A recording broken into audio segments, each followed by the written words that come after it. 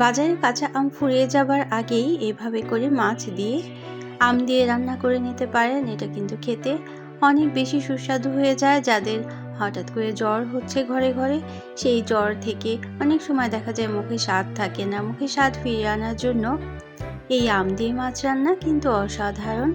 আর থাকছে হচ্ছে আম মাখা। এই আম মাখাটা যেভাবে করে তৈরি করলে অনেক বেশি মজাদার হয়ে যাবে। তো আসসালামু আলাইকুম, আমন্ত্রণ রইল আজকের রেসিপি দুটি দেখার জন্য। আশা করছি কাছে দূরে সবাই অনেক বেশি ভালো আছেন। আর রেসিপি ভালো লাগলে লাইক, কমেন্ট এবং শেয়ার করে পাশে থাকতে পারেন।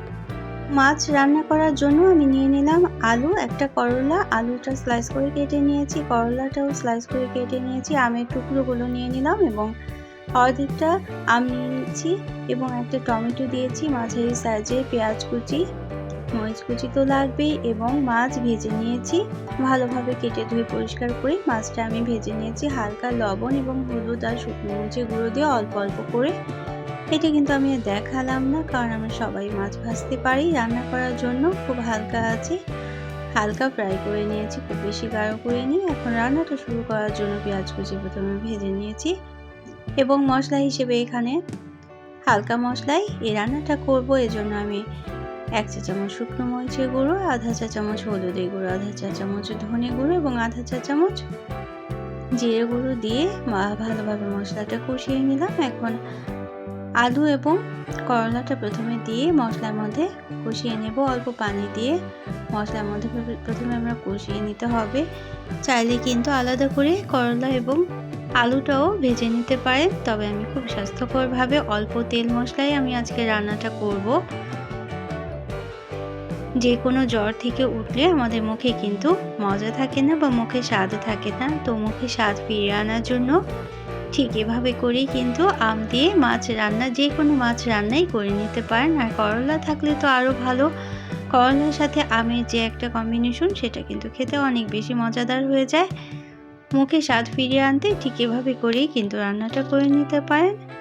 তো এখন পানি দিয়ে দেব এবং পানি দিয়ে কষিয়ে নেব। অল্প পানি দিয়ে আলু এবং করলাটা প্রথমে আমরা কষিয়ে নেব।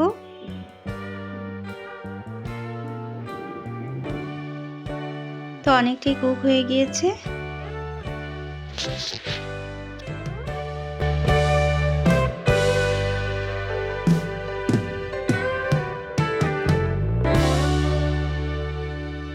তো এখন ভেজে রাখা মাছগুলো দিয়ে দেব। মাছগুলো দিয়ে আরও কিছুটা সময় নেড়ে নিতে হবে এবং ভালোভাবে কষিয়ে নিতে হবে। শিং মাছ কিন্তু একটু বেশি সময় নিয়েই কষিয়ে নিতে হয়, তা না হলে কিন্তু শিং মাছের যে একটা গন্ধ থাকে, অনেকে কিন্তু খেতে পারে না।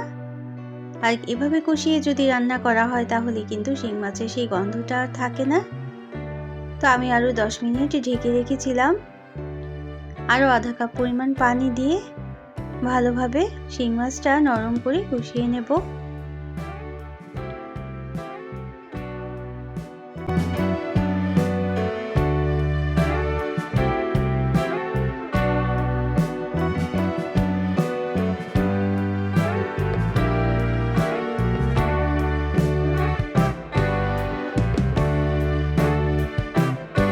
কয়েকটা পুঁইশাকের পাতা দিয়ে দিলাম। খুব স্বাস্থ্যকরভাবে আজকে রেসিপিটা করব। আর এখনই যখন করলা এবং মাছ খুব ভালোভাবে কষানো হয়ে যাবে, শেষ মুহূর্তে আমি আমটাও দিয়ে দেবো এবং টমেটো উপর দিয়ে ছড়িয়ে দেবো। টমেটোটাও রান্নার স্বাদ বাড়াতে কিন্তু অনেকটাই বেশি সাহায্য করবে। এখন কিন্তু আর ঢেকে রাখতে হবে না এবং আমটা একেবারে গলে যাতে না যায় সেটা কিন্তু খেয়াল করতে হবে। আমি আরও 10 মিনিট মিডিয়াম আঁচে রান্না করে নিয়েছি। যখন আমটা অনেকটাই নরম হয়ে আসছে, ঠিক তখনই কিন্তু আমরা ওপরে ধনেপাতা কুচি ছড়িয়ে দেব। আর রান্নাটা হাতে 10 মিনিট সময় থাকলেই কিন্তু করে নেওয়া যায়, সব কিছু রেডি করে রাখলে।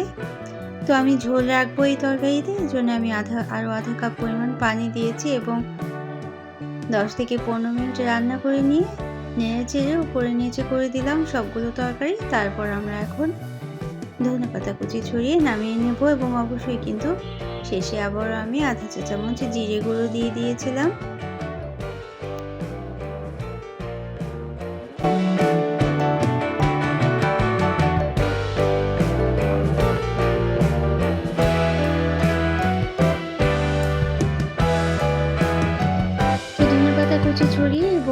কাঁচামরিচ ফালি দিয়ে আমি আজকের তরকারিটা নামিয়ে পরিবেশন করে নেব। তো কেমন লাগলো অবশ্যই কিন্তু কমেন্ট করে জানাবেন। এই পর্যন্ত যারা দেখলেন একটা লাইক দিতে ভুলে গিয়েছেন, অবশ্যই একটা লাইক দিয়ে দিতে পারেন। প্রয়োজনে কমেন্ট করতে পারেন এবং শেয়ার করতে পারেন ফ্রেন্ডস এন্ড ফ্যামিলির সাথে। যারা প্রথম ভিজিট করছেন তারা চাইলে চ্যানেলটিকে সাবস্ক্রাইব করে বেল বাটনটাকে একটু প্রেস করে রাখবেন, তাহলে নোটিফিকেশন পেয়ে পরবর্তী রেসিপিগুলো দেখে নিতে পারবেন। এখন আমি সেই আম মাখাটা করবো। এই আম মাখাটা খেতেও কিন্তু অনেক বেশি মজাদার। গরমের দুপুরে আম মাখা খেতে কে কে পছন্দ করেন সেটাও কিন্তু কমেন্ট করে জানাতে পারেন। তো একটা আম আমি গ্রেট করে কেটে নিয়েছি, চাইলে কুচি করেও কেটে নেওয়া যেতে পারে, তবে গ্রেট করা আম দিয়ে আম মাখা তৈরি করলেই সেটা কিন্তু খেতে অনেক বেশি ভালো হয়। এখানে আধা চা চামচ লবণ দিয়ে দিলাম, কোয়ার্টার চা চামচ বিট লবণ দিয়ে দিতে হবে। চাট মশলা দিয়ে দেবো আধা চা চামচ এবং আধা চা চামচ শুকনো মরিচের গুঁড়ো দিয়ে দেবো এবং 1 চা চামচ চিনি দিয়ে দেবো। চিনির পরিমাণটা যা যা পছন্দ মতো কমিয়ে বা বাড়িয়ে দেওয়া যেতে পারে। এটা হচ্ছে চাট মশলা। এখানে আধা চা চামচ দেবো এবং চিলি ফ্লেক্সটা আমি ঘরে তৈরি করে নিয়েছি, এখান থেকেও আমি আধা চা চামচ দিয়ে দেবো। তো এই আম মাখাটাকে অনেক বেশি সুস্বাদু করার জন্য আমরা আজকে কয়েকটা উপকরণ দেবো, আর সেটা হচ্ছে সাদা তিল কিংবা কুড়োনো নারকেল অথবা বাদাম গুঁড়ো দিয়ে যদি আম মাখা করা হয়, এভাবে করে একদিন খেয়ে দেখবেন, সেটা কিন্তু অনেক বেশি মজাদার হয়ে যায়। এখানে 2টো কাঁচামরিচ নিয়ে নিলাম গাছ থেকে। কাঁচামরিচটা খুব ভালোভাবে মিহি কুচি করে কেটে নেব এবং কুচি করে কেটে নেওয়ার পর ভিতরে যে বীজটা থাকে সেই বীজগুলো ফেলে দেব এবং কুচি করা কাঁচামরিচটাও দিয়ে দেব। সাদা গোলমরিচের গুঁড়ো দিয়েছি আধা চা চামচ পরিমাণ। এখন সবগুলো উপকরণ একসাথে খুব ভালোভাবে মিশিয়ে নিতে হবে। তো এইভাবে মশলা দিয়ে আমটা খুব ভালোভাবে মেখে নিলেই কিন্তু আম মাখাটা তৈরি হয়ে যায়। কারো জিভে জল আসলে কিন্তু আমার কিছুই করার নেই। তো এই উপকরণগুলো যোগ করলেই আম মাখাটা অনেক বেশি সুস্বাদু হয়ে যায়। চাইলে একদিন পুরনো নারকেল দিয়েও কিন্তু এভাবে করে দেখতে পারেন, অনেক বেশি মজাদার হয়। তো যারা এতটা সময় কষ্ট করে থাকলেন সাথে, তাদের জন্য রইল অনেক অনেক ভালোবাসা, অনেক অনেক শুভকামনা। আমি জিরে গুঁড়োটা দিতেই কিন্তু ভুলে গিয়েছিলাম। এই জিরে গুঁড়োটা কিন্তু অবশ্যই দিতে হবে আর আম মাখাতে। আর এখানে আমি 1 চা চামচ পরিমাণ সাদা তিল দিয়ে দেব। সাদা তিল দিলে কিন্তু আর নারকেল কুড়োনো দেওয়ার কোনো দরকার নেই। তো অবশ্যই কিন্তু এভাবে সরষের তেল দিয়ে দিতে হবে। ধনেপাতা কুচি কিংবা পুদিনা পাতা কুচিও কিন্তু দিয়ে দিতে পারেন, তবে আমি আজকে পুদিনা পাতা কুচি দেব। তো আমি এখন পরিবেশন করে নিচ্ছি মজাদার সাথে আম মাখা। অন্য কোনো দিনে অন্য কোনো রেসিপি নিয়ে আসবো। সে পর্যন্ত সবাই অনেক বেশি ভালো থাকবেন। আমরা সবাই সবার জন্য দোয়া করবো। আর এতটা সময় যারা সাথে থাকলেন সবার জন্য অনেক অনেক ভালোবাসা, শুভকামনা। Thanks for watching. Allah Hafiz.